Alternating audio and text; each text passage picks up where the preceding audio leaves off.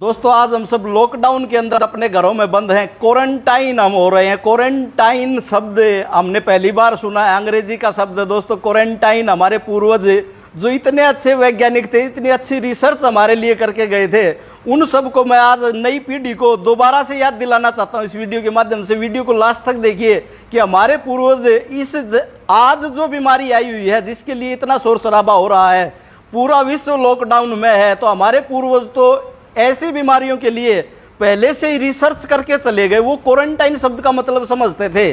कैसे समझते थे, चलो आपको भी एक नए संदर्भ में आज मैं समझाता हूं। दोस्तों बच्चे के जन्म से लेकर जब किसी भी घर में कोई नया बच्चा जन्म लेता था तो 1 महीने के लिए उस जच्चा बच्चा को घर के अंदर ही क्वारंटाइन करते थे, एक अलग कमरे में रखते थे। और बाहर से आने जाने वाला, उसके मायके से भी कोई व्यक्ति आता था तो उसको भी 5 से 7 घंटे अलग बिठाकर फिर उसके साथ मिलने देते थे। ऐसी हमारी समृद्ध परंपरा थी। और दोस्तों दूसरी बात, जिस घर में बच्चे ने जन्म लिया है उस घर के आस पड़ोस के लोग जब तक उनके घर में हवन यज्ञ होकर शुद्धिकरण नहीं हो जाता था तब तक उनके घर से किसी भी चीज का लेन देन नहीं करते थे। उसको हरियाणवी भाषा में बोलूं तो कहते थे कि स्यावड़ लगी हुई है। जब उनके घर से वो निकल जाती थी तो उसके बाद लेना देना शुरू करते थे। दोस्तों उसके बाद बताता हूं कि हमारे यहाँ तीज त्योहार मनाकर साल में 2 बार कम से कम पूरे घर की चूने से पुताई करते थे, यानी घर को सैनिटाइज करते थे।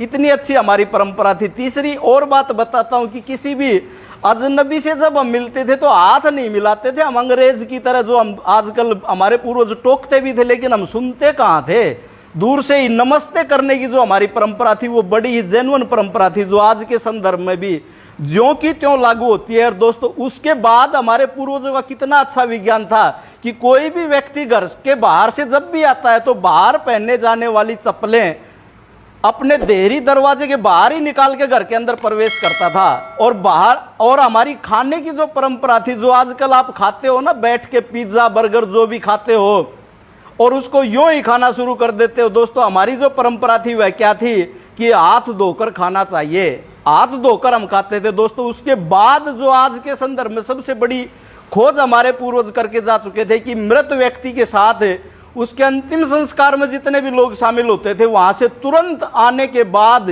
नहाते थे और उन कपड़ों को धोते थे और उसके बाद ही घर में एंट्री करते थे। और घर में पहुंचने से पहले ही मुझे भी पता है और आप सबको भी पता होगा कि जहां भी हमारा अंतिम संस्कार करने की जो गांव से बाहर जगह होती है उसके पास कहीं ना कहीं पानी की व्यवस्था जरूर होती, वहीं से हाथ धोकर आते थे सभी लोग। और दोस्तों उसके बाद परंपरा थी कि मृत व्यक्ति के जितना भी सामान, यहाँ तक कि उसकी चारपाई भी घर से बाहर निकाल देते हो, तो उसके बिस्तर वगैरह, उनको इस विज्ञान का पता था। और जिस घर में मृत्यु हो जाती थी उस घर में उसके आस पड़ोस के पास परिचित मित्र खाना बनाकर देकर तो आते थे लेकिन उस घर से लेता कोई भी कुछ नहीं था। तो दोस्तों इतनी समृद्ध हमारी परंपरा थी। दोस्तों हमारी खास समृद्ध परंपरा, आप किसी भी गांव के चारों तरफ कोनों पर नजर दौड़ा कर देखिए, जो लोग मांस मछली खाते थे, मीट इत्यादि खाते थे, उनको गांव से बाहर बसाया जाता था। आज भी आप नजर दौड़ा लें, हो सकता है कुछ संदर्भ बदल गया हो, लेकिन उनको इतना अच्छा विज्ञान का पता था, ऐसा वो लोग करते थे। तो दोस्तों हमारे पूर्वजों ने ध्वनि विज्ञान का उन्होंने खोज की थी। जो शंख की ध्वनि बजाते हैं सुबह के समय, शाम के समय, जो मंदिरों में ध्वनि बजाई जाती है, और मंदिर की जो घंटियां हैं वो भी एक वायरस को खत्म करने का काम करती है। और दोस्तों हमारे घरों में देसी गाय के घी का दीपक जलाया जाता था। बड़ा ही खास विज्ञान था, बड़ा ही खास चीज थी जो वायरस को, जीवाणु को खत्म करने का काम करती थी। दोस्तों कोई भी, किसी भी घर में कोई भी अनिष्ट होने के बाद उस घर के शुद्धिकरण के लिए उसमें हवन यज्ञ अवश्य ही करवाया जाता था। यह भी हमारे पूर्वजों की खोज थी। आज इन नियमों को कोई पालन करता है, इनको मानता है। इस कोरोना से पहले की बात बता रहा हूं तो उसको अनपढ़ गंवार जाहिल समझते हैं। हमें बड़ी भारी भूल हमारी थी। दोस्तों हमारी संस्कृति इतनी समृद्ध थी, आओ पुनः लौट चलें, अपनी परंपराओं को, अपनी मान्यताओं को, अपनी संस्कृति को पुनः अपनाएं और आज की इस महामारी को और आगे आने वाले समय में ऐसी महामारी से हम बचे रहें, अपना परिवार बचा रहे, अपनी परंपराओं को अपनाएं।